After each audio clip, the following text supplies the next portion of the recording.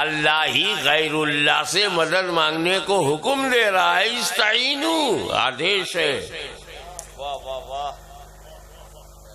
تو کوئی تو وجہ ہوگی. صبر سے مدد مانگو، نماز سے مدد مانگو. صبر سے مدد مانگو، نماز سے مدد مانگو.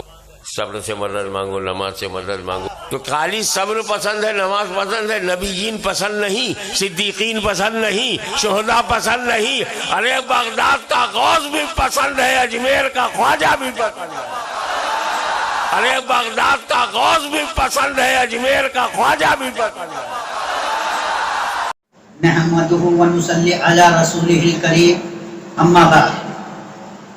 قال الله تعالى في كلامه المجيد والفرقان الحميد وقال ربكم ادعوني استجب لكم ان الذين يستكبرون عن عبادتي سيدخلون جهنم داخرين. ربي اشرح لي صدري ويسر لي امري واحلل عقدة من لساني يفقهوا قولي. ربي زدني علما ربي زدنی علما ربی زدنی علما. ناظرین، میں ایک ایسے اہم موضوع کو لے کر آپ کے سامنے حاضر ہوا ہوں جو اس کائنات کا سب سے اہم موضوع ہے، اور وہ موضوع ہے توحید کا موضوع. میں اس سے متعلق قرآن مقدس سے اور احادیث نبویہ سے کچھ باتیں آپ کے سامنے رکھنا چاہوں گا.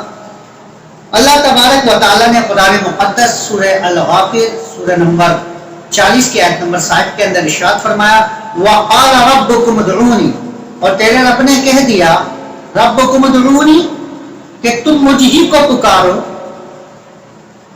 استجب لکم، اور میں تمہاری پکار کو قبول کروں گا. ان الذین یستکبرون عن عبادتی سیدخلون جہنم داخرین، اور جو لوگ میری اس عبادت سے تکبر کرتے ہیں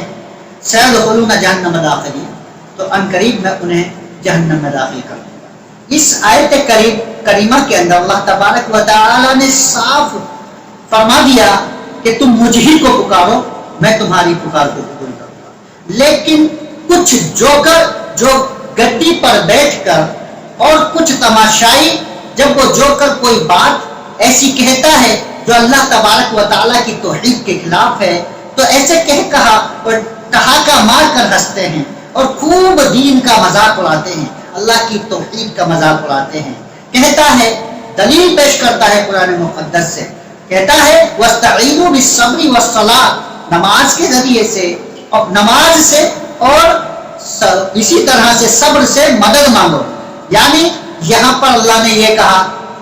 کہ صبر بھی خدا ہے اور نماز بھی خدا ہے، تم اس سے مدد مانگو. یہ ایک نری جہالت ہے جو اس نے اپنے اس جوکر نے جوکری دکھلانے کی کوشش کی ہے، اور جو تماشائی ہیں ان تماشائیوں نے اس پر کہا لگا کر اور ٹھہاکا مار کر ہنسنے کی ایک بیجا کوشش کی ہے اور ایک دین کا مذاق اڑانے کی کوشش کی ہے. جبکہ اللہ تبارک و تعالی نے یہاں پر یہ کہا ہے کہ تم نماز کو اور اسی طرح سے صبر کو وسیلہ بنا کر مجھ سے مدد طلب کرو کہ اے نماز، اے اللہ تبارک و تعالیٰ، یہ میں نے نماز تیری خوشنودی کے لیے ادا کی ہے، لہذا کہ اس کے ذریعے سے تو میرے گناہ کو معاف فرما دے. یا اللہ تبارک و تعالیٰ، فلاں بیماری میں نے یہ صبر کیا ہے، اس صبر کے ذریعے سے، اس بیماری پر اس صبر کے ذریعے سے تو میری مدد فرما. اس کا مطلب یہ ہے. لیکن آج قرآن مقدس کی ایسی تعویل کی جا رہی ہے جو قرآن مقدس کے منافی نہیں ہے. اور اسی طرح سے اللہ تبارک و تعالی نے جہاں پر بھی قرآن مقدس کے اندر مدد کرنے کا، ایک دوسرے کا تعاون کرنے کا حکم دیا، جیسے سورہ المائدہ سورہ نمبر 5 کی آیت نمبر 2 کے اندر ارشاد فرمایا وَتَعَاوَنُوا عَلَى الْبِرِّ وَالتَّقْوَىٰ وَلَا تَعَاوَنُوا بِالْإِثْمِ وَالْعُدْوَانِ، نیکی اور بھلائی کے کاموں میں ایک دوسرے کی مدد کرو. وَلَا تَعَاوَنُوا بِالْإِثْمِ وَالْعُدْوَانِ، اور اسی طرح سے اسم کے کاموں میں اور عدوان کے کاموں میں، شرکسی کے کاموں میں ایک دوسرے کی مدد نہ کرو. یہ مدد، یہ تعاون ما تحت الاسباب ہے، اور جہاں پر اللہ تبارک و تعالی نے ایک دوسرے کی مدد کرنے کا حکم دیا ہے، وہ تمام مدد انسانوں سے جو کہا ہے وہ ماتحت الاسباب کے وشے میں بارے میں کہا ہے، اور جہاں بھی اللہ تبارک و تعالیٰ نے یہ فرمایا ہے کہ مجھے کو پکارو،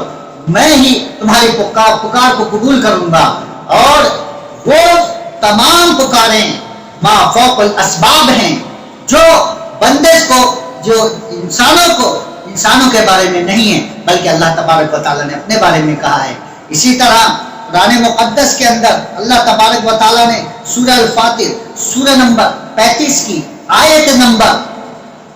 13 کے اندر ارشاد فرمایا کہ والذین تدعون من دونہ ما یملکون من قطمیر، جو لوگ اللہ کے علاوہ پکارتے ہیں وہ ایک قطمیر کے بھی مالک نہیں ہیں، اور قطمیر جو کھجور کی گٹھلی کے اوپر جو ہلکی سی سفید جھلی ہوتی ہے اس کو قطمیر کہا جاتا ہے۔ اور آگے فرمایا والذین تدعون من دونہ ما یملکون من قطمیر ان تدعوہم، اگر تم ان کو پکارو تو ان تدعوہم لا یسمعوا دعاءکم، وہ تمہاری پکار کو نہیں سنیں گے، ولو سمعوا ما استجابوا لکم، اور اللہ تبارک و تعالیٰ کسی طرح سے انہیں اگر سنا بھی دے مستجاب لکم، وہ تمہاری فریاد رسی نہیں کریں گے، بلکہ یوم القیامت یکفرون بشرککم، بلکہ قیامت کے روز وہ تمہارے شرک کا صاف انکار کر جائیں گے۔ ولا ینبئک مثل خبیر، اور اللہ تبارک و تعالیٰ سے بہتر خبردار کرنے والا کوئی نہیں ہے۔ اسی لیے میرے دوستوں، میرے بھائیوں، جب بھی کوئی مصیبت آئے، کوئی پریشانی آئے تو صرف اور صرف اللہ کو پکارو، جس طرح سے اللہ کے رسول صلی اللہ علیہ وسلم نے ابن عباس رضی اللہ تعالیٰ عنہ سے فرمایا تھا، ترمذی شریف کی روایت ہے، فرمایا تھا یا غلام انی اعلمک کلمات، اے لڑکے میں تمہیں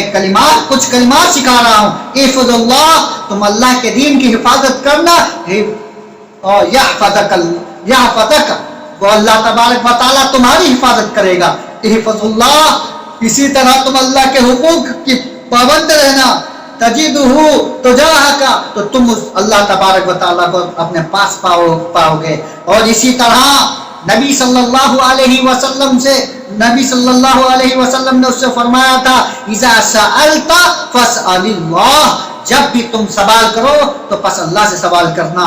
وَإِذِ اسْتَعَنْتَ فَاسْتَعِنْ بِاللَّهِ، اور جب بھی تمہیں مدد مانگنی ہو تو اللہ سے مدد مانگنا، وَعَلَمْ، اور جان لو ان الامت لو اجتمعت علی ان ينفعوک بشیء، اگر تمام امت جمع ہو جائے علی ان ينفعوک بشیء، کہ وہ تجھے کچھ فائدہ پہنچانا چاہے، تو لم ينفعوک الا بشیء قد كتبه اللہ لک، وہ صرف اتنا تجھے فائدہ پہنچا سکتے ہیں جتنا اللہ تبارک و تعالیٰ نے تیری تقدیر میں لکھ دیا ہے۔ اور وَلَوِ اجْتَمَعُوا عَلَىٰ أَن يَضُرُّوكَ بِشَيْءٍ لَمْ يَضُرُّوكَ إِلَّا بِشَيْءٍ قَدْ كَتَبَهُ اللَّهُ عَلَيْكَ، اگر سارے لوگ جمع ہو کر، ساری امت جمع ہو کر تجھے اگر کوئی نقصان پہنچانا چاہے تو صرف اتنا نقصان پہنچا سکتے ہیں جتنا اللہ تبارک و تعالیٰ نے تیری تقدیر میں لکھ دیا ہے۔ اور اسی طرح رفعت الاقلام، قلم اٹھا لیے گئے، وجفت الصحف، اور صحیفے سمیٹ دیے گئے ہیں، جو تقدیر کے صحیفے ہیں ان کو سمیٹ دیا گیا ہے۔ اس حدیث سے صاف پتہ چلتا ہے کہ ہمیں ہر حالت میں اللہ تبارک و تعالیٰ سے مدد مانگنی چاہیے، اور جب بھی کوئی پریشانی اور مصیبت آئے ہم اس مصیبت میں اور پریشانی میں اللہ تبارک و تعالیٰ سے ہی مدد طلب کریں، اور ان جوکروں کے یہ جوکر گمراہ کرنے کی کوشش کر رہے ہیں اور اللہ کی توحید سے لوگوں کو بھٹکا رہے ہیں، ان جوکروں سے ہمیں ان جوکروں کی جوکری کو سمجھ کر اللہ تبارک و تعالیٰ کی توحید پر گامزن ہونا چاہیے، اور ان جوکروں سے ہمیں حتی الامکان بچنے کی کوشش کرنی چاہیے۔ وآخر دعوانا ان الحمدللہ رب العالمین، السلام علیکم ورحمۃ اللہ وبرکاتہ۔